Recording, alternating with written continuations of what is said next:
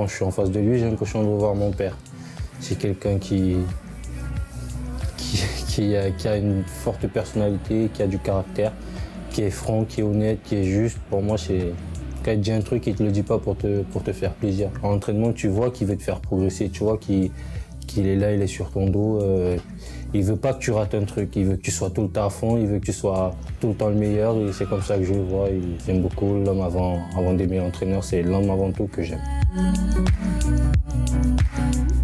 Il y a 1 an, on jouait ensemble en CFA, aujourd'hui on joue ensemble en pro et c'est que des beaux moments. Quand tu repenses à tout ça, tu te dis qu'on a franchi un palier, il faut qu'on continue à travailler pour que demain on se retrouve encore plus loin.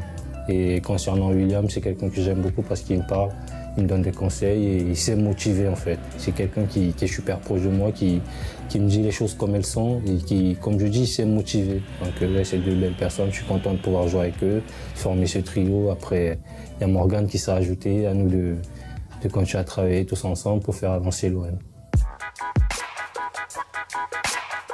Pour ce qui est de Lassana Diarra, moi je l'ai vécu différemment sur le terrain avec lui parce que quelqu'un qui te veut du mal ne va pas venir te donner un conseil. Lui, je le vois comme un grand frère. C'est pas parce que j'ai lu un truc dans un journal que je vais croire en ça. Je suis calme et je me laisse pas faire.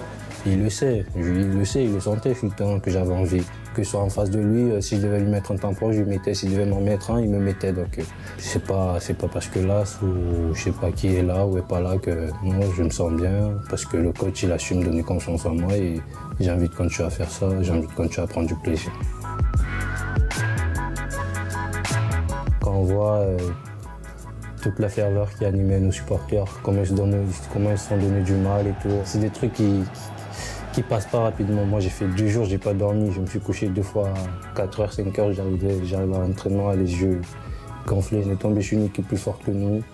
On n'a pas su réagir, on n'a pas été à la hauteur et on ne peut que s'en vouloir.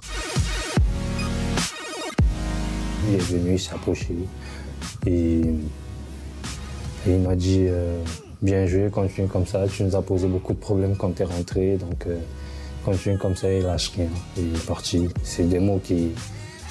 Il n'était pas obligé de me dire ça. Il me l'a dit, ça m'a fait chaud au cœur, ça m'a donné envie de continuer à travailler dur. Ça veut dire que s'il est venu me dire ça, c'est dire qu'il a forcément vu un truc en moi pendant ce match. J'étais content. Contre Paris, j'ai pas su réagir, j'ai pas été au top. Et contre Monaco, je suis entré, j'avais beaucoup d'envie.